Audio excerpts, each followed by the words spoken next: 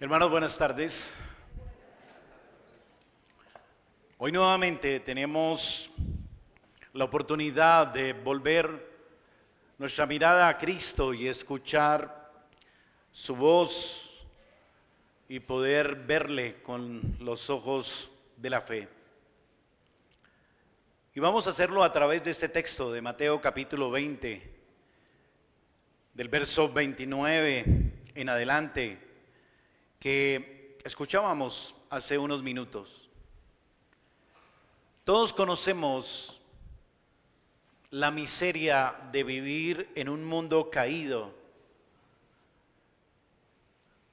Es miserable en el sentido como lo presenta Dios en su palabra, es decir, como un mundo asentado en tinieblas y sombra de muerte. Es decir, un mundo a oscuras. Ese es el mundo en que usted y yo transitamos. La mayoría son ciegos, guías de ciegos.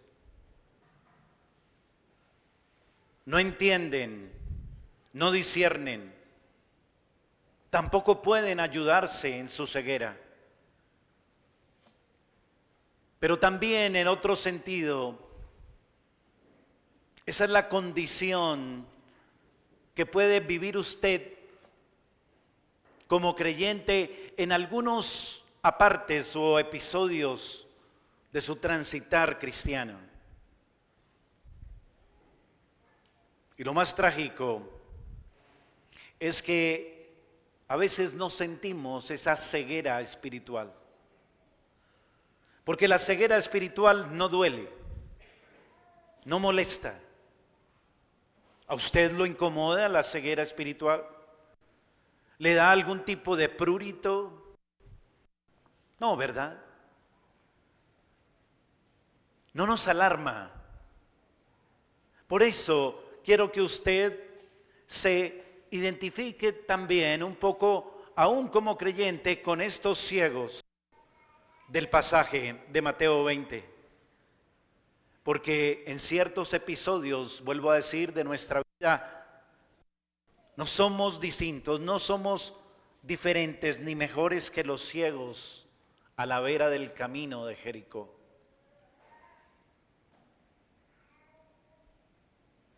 Y nos acostumbramos, como esos ciegos, a vivir sin ver. Sí, sin ver y discernir las cosas profundamente con el discernimiento agudo de una vista espiritual. Por eso los ciegos no perciben su gran necesidad. Pero hoy Mateo nos muestra algo glorioso. En medio de la miserable condición de la ceguera hay un rey que pasa a nuestro lado, pero ese rey no pasa de largo, ese rey no lo ignora a usted, no, es un rey que se detiene, es un rey que se compadece, un rey que se acerca a usted cuando nadie más puede hacerlo para ayudarle en su ceguera. Ese rey nos muestra su compasión. Una compasión inmensa, porque la compasión del rey debe ser igual de grande, igual de inmensa que su ceguera.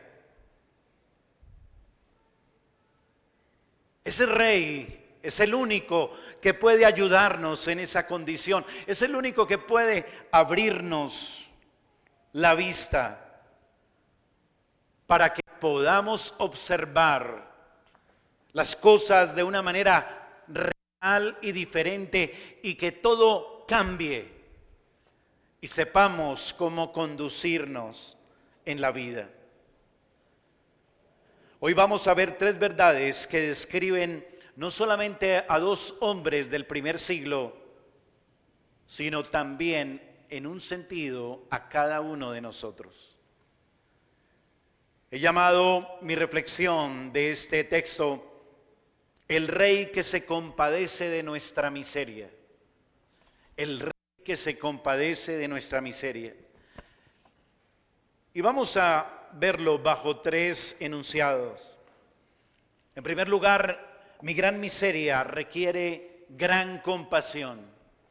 Mi gran miseria requiere gran compasión. Segundo, el rey quiere mostrarme su gran compasión. Y tercero, mi ceguera desaparece por su gran compasión. Mi gran miseria requiere de gran compasión. El rey quiere mostrarme su gran compasión y mi ceguera desaparece por la gran compasión del rey. Veamos lo primero. Mi gran miseria requiere de gran compasión. Mateo en el capítulo 20 y estos versículos finales, es decir, desde el verso 29 en adelante, son los que cierran esta sección importante del Evangelio de Mateo. Un evangelio donde el tema principal ha sido precisamente poder ver a Jesús como el rey ungido por Dios, el Mesías. Mateo nos presenta precisamente aquí a este Mesías, un Mesías especial, porque no es un rey al estilo humano. Y por eso es necesario que Mateo nos muestre a este rey Mesías de una manera más detallada y cuidadosa para que podamos entender qué clase de rey es, qué clase de Mesías es, para qué fue ungido este rey y cómo trata a los siervos de su reino. Precisamente este pasaje nos quiere enseñar que los dos ciegos son los que encarnan, présteme por favor atención, estos dos ciegos encarnan la clase de personas a los cuales o a las cuales ha sido enviado este rey, este ungido de Dios. Es decir, el perfil de estos dos ciegos es el mismo perfil suyo y mío. Se trata de personas en una condición de necesidad extrema, de miseria extrema, si me lo permite poner en esos términos. Estos ciegos de Jericó, de nuestro pasaje, eran personas bien especiales en el sentido de lo que los caracterizaba. ¿Ha pensado usted en esas características de estos dos hombres que registra nuestro Evangelio de Mateo? Bueno, estos ciegos, hermano, amigo, eran clasificados como los parias de la sociedad en el tiempo de Jesús. Los desechables, los repudiados, los rechazados, los ignotos. La condición del ciego en el tiempo de Cristo era realmente miserable. Note por qué. Bueno, porque ser ciego en ese contexto del siglo I significaba ser maldito, ser anatema. Dios profirió en ese pensamiento de ese tiempo una maldición sobre estos hombres y por eso es que estaban ciegos, así que se consideraban malditos, castigados con ceguera, como evidencia de ello. Y eso los constituía en seres repugnantes, despreciables ante la sociedad. Eran tan repugnantes los ciegos de esa época que si usted accidentalmente cruzaba y se rozaba con ellos, usted se contaminaba de su impureza. Y era necesario ir al sacerdote y lavarse y purificarse. Y se encontraban marginados por esa razón. Note que ellos están fuera de la ciudad, están arrastrándose a la vera del camino de Jericó. Versículo 29 dice: al salir el Señor Jesús con su comitiva de Jericó, o sea que ya es a las afueras, le seguía una gran multitud. Y allí estaban, verso 30, dos ciegos. Estaban sentados junto al camino cuando oyeron que Jesús pasaba. Ciegos, marginados, malditos, mendigos, impuros. Esa era su condición. La más indigna, de las más bajas en la sociedad. Hermano, amigo, quizás es la ilustración vívida de un alma sin Dios, sumida en las tinieblas de la incredulidad y en las sombras de la muerte eterna. Si usted me escucha esta tarde, joven, amigo, usted que no es creyente, esa es la realidad de su alma. Es una condición miserable, sin Dios, en las tinieblas de la incredulidad y rebeldía, en las sombras de la muerte eterna. Esa es la descripción, ese es el retrato hablado que Dios hace del hombre sin Dios, del hombre caído, del hombre arruinado espiritualmente. Cuando estamos en Cristo, alejados de la ciudadanía celestial, de los pactos y las promesas, sin fe y sin esperanza en el mundo. No hay poder humano que rescate, que salve a un alma de esta condición miserable. No hay poder humano. Solo hay un poder que puede salvarlos, rescatarlos de esa ruina. Un poder sobrenatural. Ese es el único que puede auxiliar a un ciego en esta condición. Así que lo primero aquí, en este primer punto,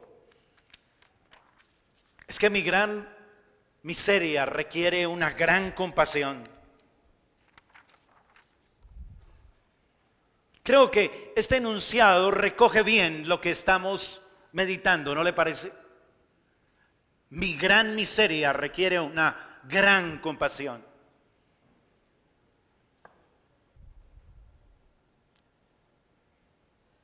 Y hay que clamar al único que nos puede ayudar en esa condición. Mire otra vez su texto, versículo 30. Y dos ciegos que estaban sentados junto al camino, cuando oyeron que Jesús pasaba, clamaron diciendo: Señor, Hijo de David, ten misericordia de nosotros.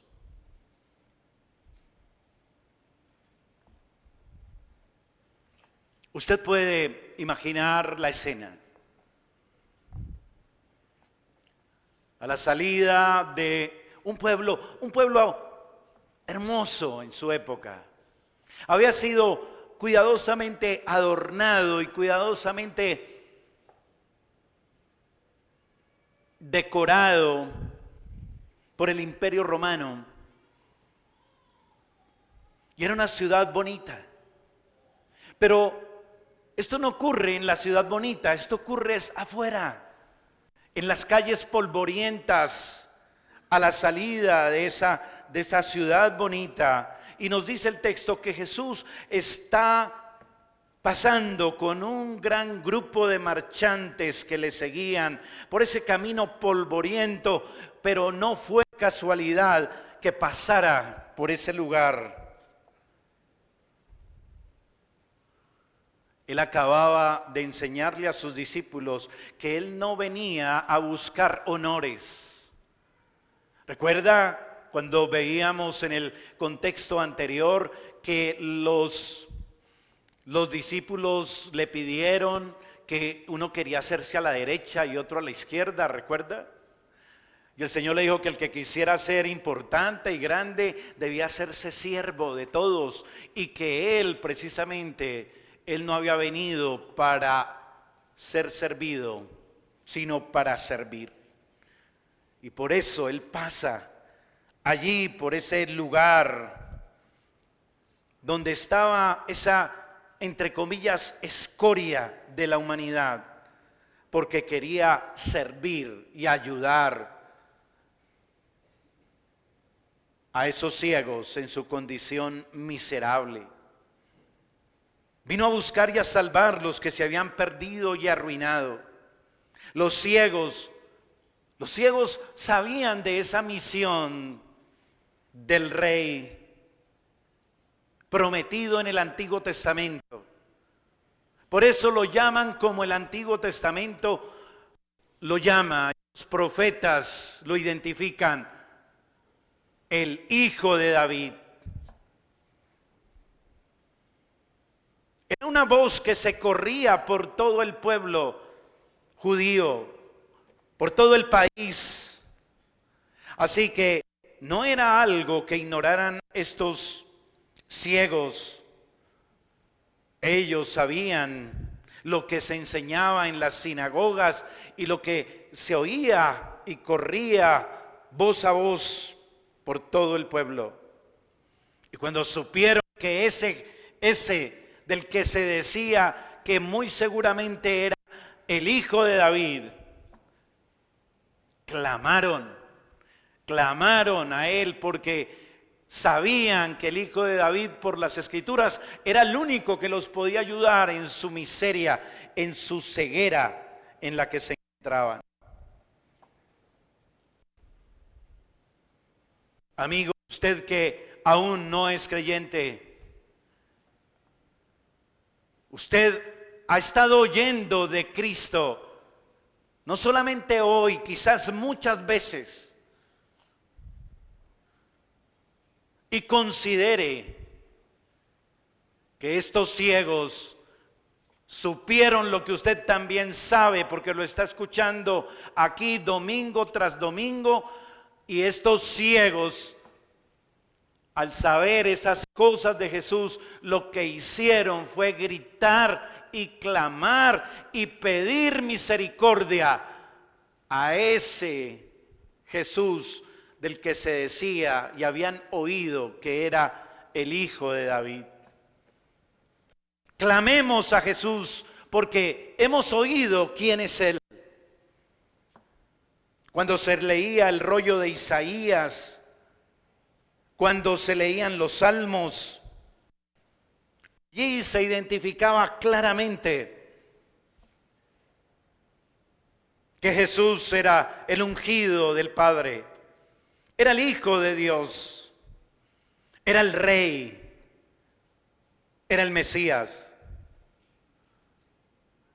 Y cuando se ha oído acerca de Él, estos ciegos no dudan en saber que si Jesús llenaba los requisitos para ser el Hijo de David, Él era el único que podía salvarlos de su ceguera en la que se encontraban. Su ceguera no les dejaba ver con claridad a un Jesús Salvador, pero sí les permitió saber que era el Mesías prometido en las Escrituras del Antiguo Testamento. No podían ver con los ojos la fe todavía que este era el Mesías salvador de sus pecados. Pero por lo menos sabían que ese Mesías, Hijo de Dios, sí podía atender su necesidad temporal, que por lo menos era su prioridad en ese momento. Mire el versículo 31. Ellos clamaban, dice, y la gente les respondió para que callasen, les reprendió para que callasen. Pero ellos, ¿qué hicieron? Clamaban más diciendo, Señor, Hijo de David, ten misericordia de nosotros.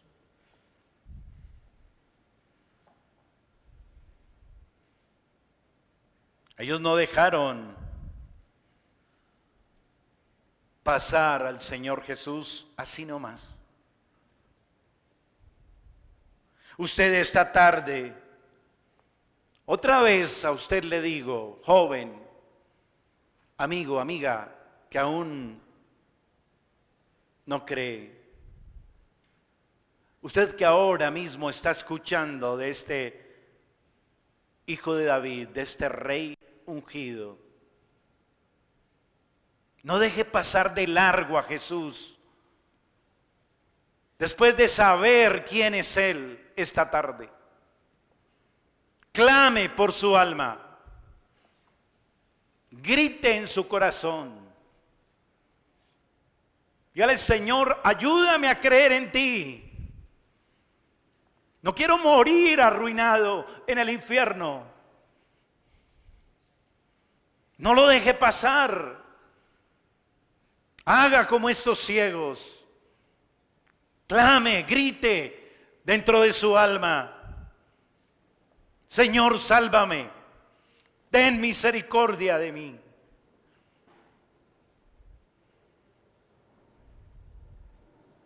Este Hijo de David tiene compasión y se detiene. Se detiene ante el clamor de estos miserables, de estos despreciables, de estos ignotos, de estos desechables. Él hace un alto.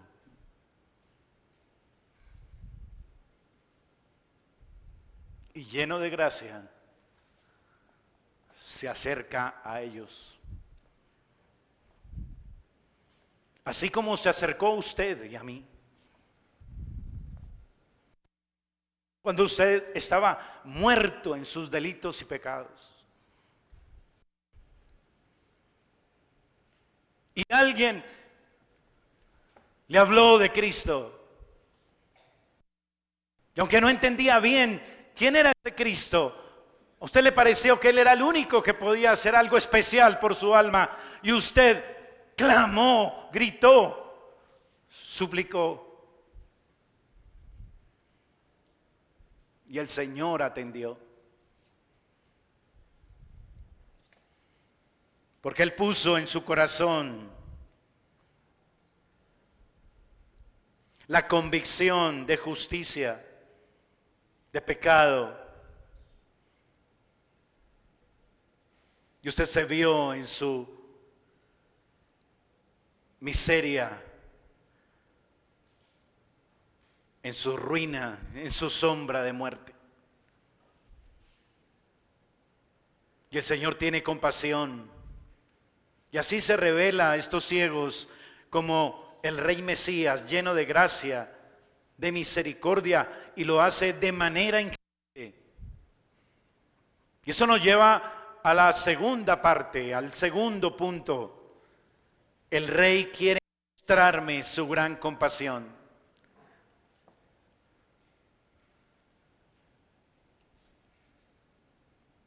Piense usted por un momento conmigo. ¿Qué posibilidad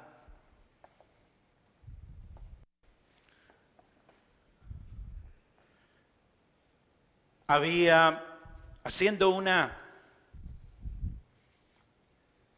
una suposición un poco anacrónica. ¿Qué posibilidad hubiera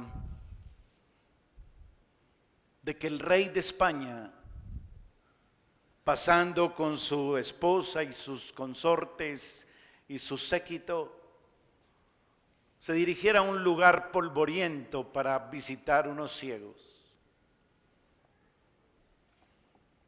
despreciables e inmundos? ¿Humanamente hay alguna posibilidad de que lo hagan?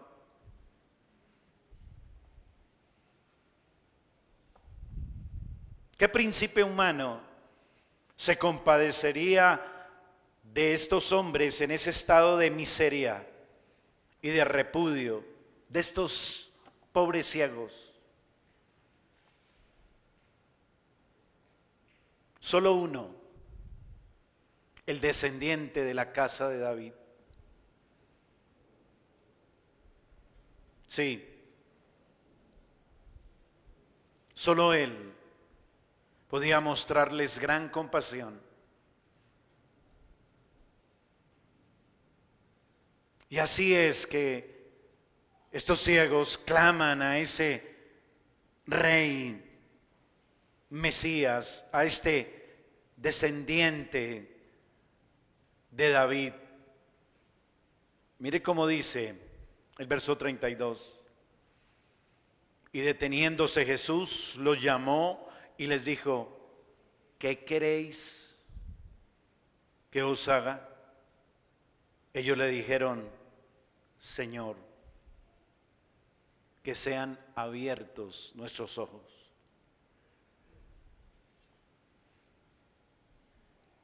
Lo primero aquí es que el rey Mesías se muestra solícito a mi necesidad.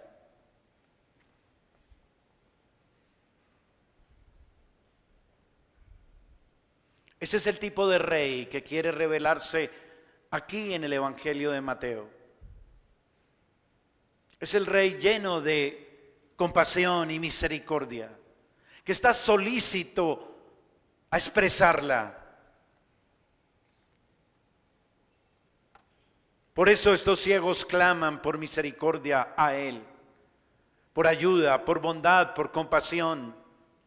Este rey es el tipo de rey al que usted puede clamar, suplicar, gritar. Así usted sea alguien insignificante. Así sea usted un hombre caído. Usted puede clamar a ese rey lleno de compasión que está solícito a mostrar su misericordia, porque Él es Dios y en sus atributos perfectos de amor, bondad, compasión, misericordia, gracia, Él siempre está solícito a expresarla. Este es el tipo de rey al que también clamamos los cristianos, que ya hemos confiado nuestra alma a Él. No somos ningunos hombres y mujeres importantes, prestantes. No tenemos influencias nacionales, departamentales ni internacionales. No tenemos conexiones con altas jerarquías. Somos hombres y mujeres comunes y corrientes de a pie, pero podemos clamar a este Hijo de David porque Él es el Dios lleno de gracia, de misericordia, de compasión, solícito siempre a atender nuestro llamado.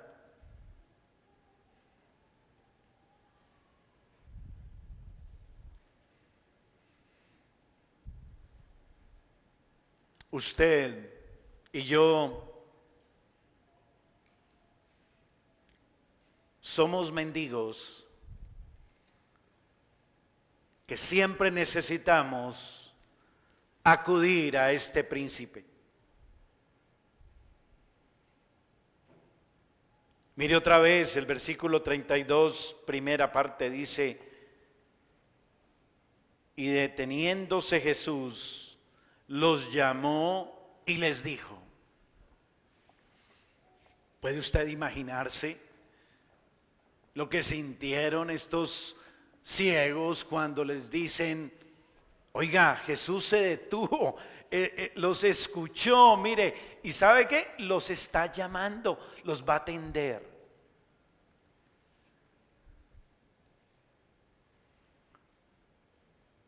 Este es nuestro Señor Jesús.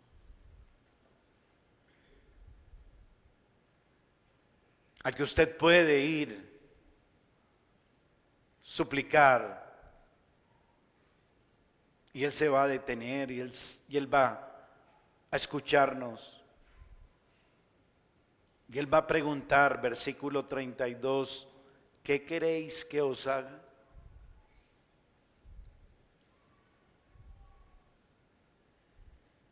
Su pregunta es un poco curiosa en un sentido, ¿no le parece? ¿El Señor Jesús sabía que eran ciegos o no sabía que eran ciegos? Cabe la pregunta: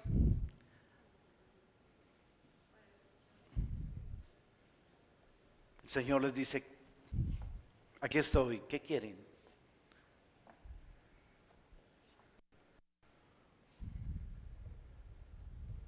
¿Y por qué les pregunta?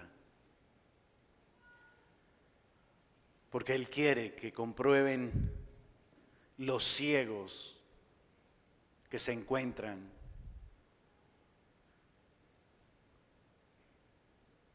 Y cuando usted va a Cristo a través del medio de gracia que es la oración, Él le pregunta: ¿qué quiere que le haga?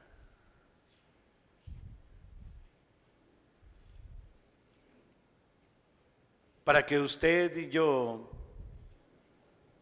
comprobemos también que tenemos mucha ceguera todavía.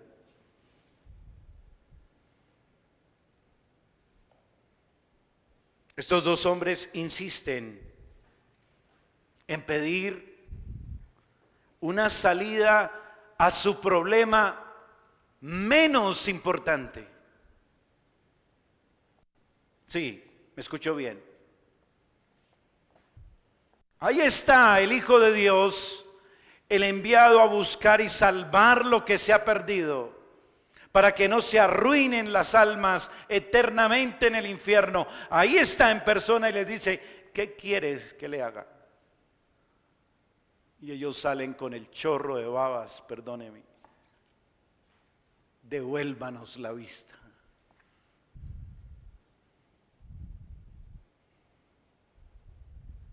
Qué triste, ¿no es cierto? Están pensando solo en su necesidad inmediata y temporal. Así como usted y yo muchas veces, cuando nos acercamos a nuestro Señor Jesucristo y clamamos: Señor, ten misericordia de nosotros.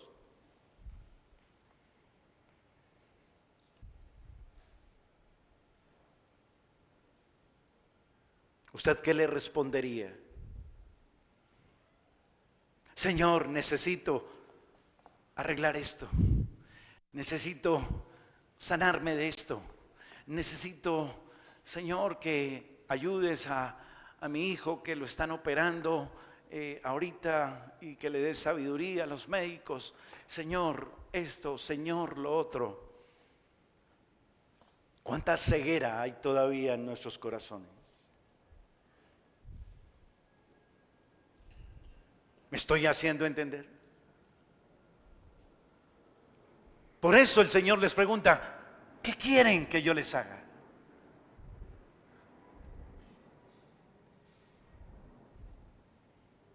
Él está solícito a salvar sus almas.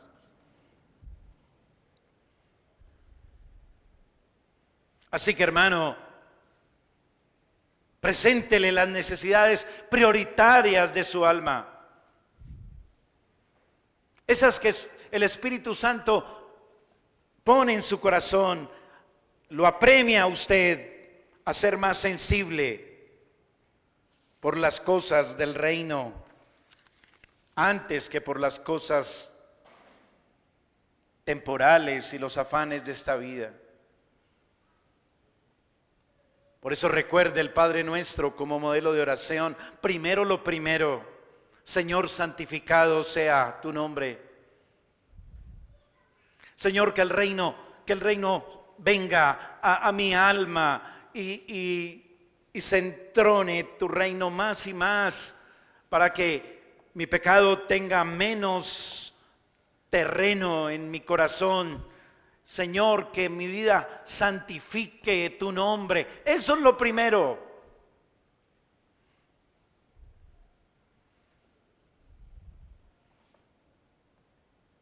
Pero los ciegos, ¿qué pidieron?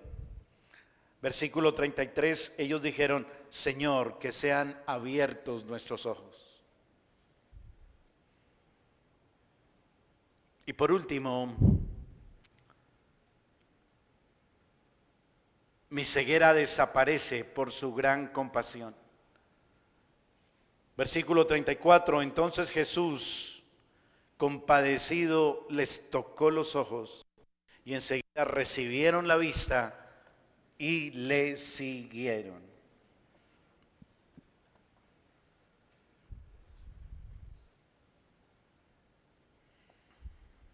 En una ocasión le trajeron al Señor un enfermo, un paralítico, si mi memoria no me falla. Y el Señor miró a la multitud y le dijo, ¿qué es más fácil? Que le diga a este paralítico, levántate y anda, o tus pecados le son perdonados. Hermano, el Señor le puede dar fácilmente a usted todo lo temporal.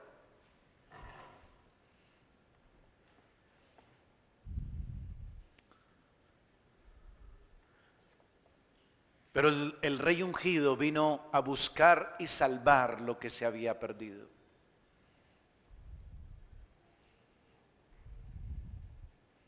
Y lo que se ha perdido no es que yo tenga mejor empleo, que yo solucione mis problemas, que yo pueda tener X o Y bienestar. No, eso es lo de menos.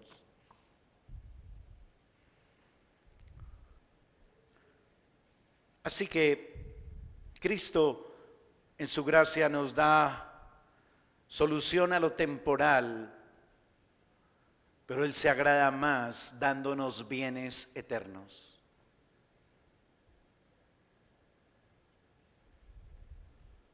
Los ciegos recibieron la luz que solo Cristo puede darles. El Señor quiso mostrarles su gracia especial. Les concedió luz completa, ¿sí lo nota?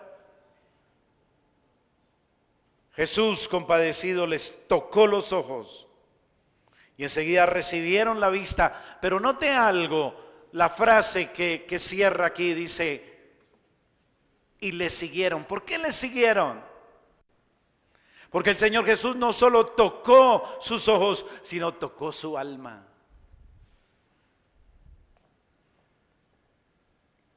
Les dio el don de la fe, el don del arrepentimiento. Renovó sus corazones. Otorgó ojos también para su alma. Así como dicen los pasajes paralelos de este episodio en Marcos y Lucas, que dicen, y el Señor Jesús no solo les libró de su ceguera física, sino que también les dijo, tus pecados te son perdonados.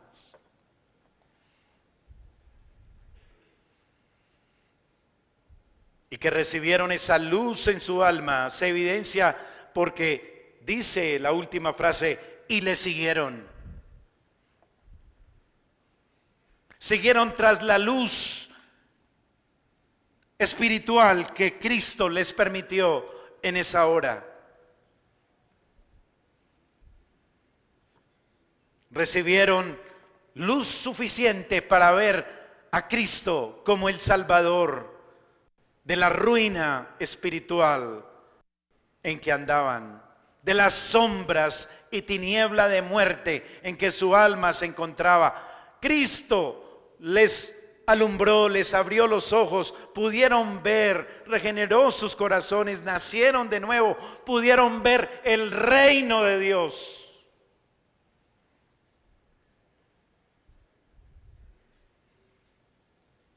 Reconocieron al rey de ese reino, al hijo de David.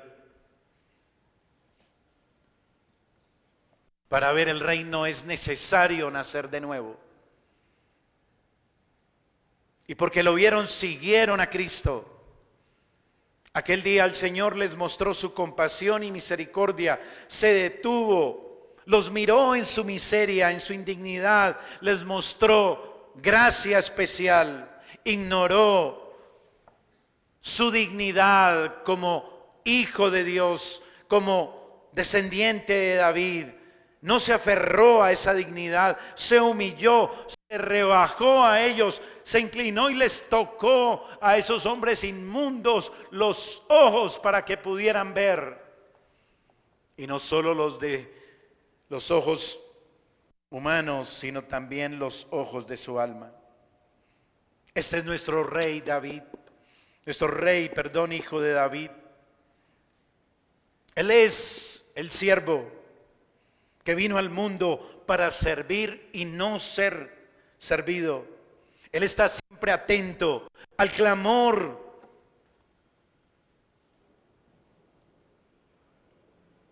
de su pueblo, de sus hijos. Está atento a su clamor, hermano, para que usted pueda andar en luz. Siempre en su luz, para que usted ande en este mundo sobre las pisadas de Cristo, para que usted no pierda el rumbo, para que usted no dé palos de ciego, sino que camine siempre a la luz de Cristo. Necesita usted seguirle cada día, clamarle a diario por misericordia, para que renueve nuestra visión cada mañana, que podamos ver lo celestial y eterno cada día, para caminar siempre como mirando al invisible.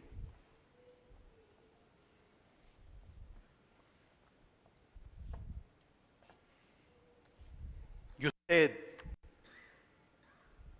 joven, señor y señora,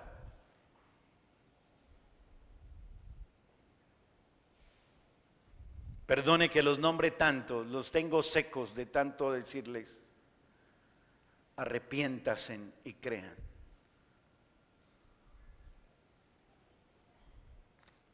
No vayan a dejar pasar a Cristo esta tarde.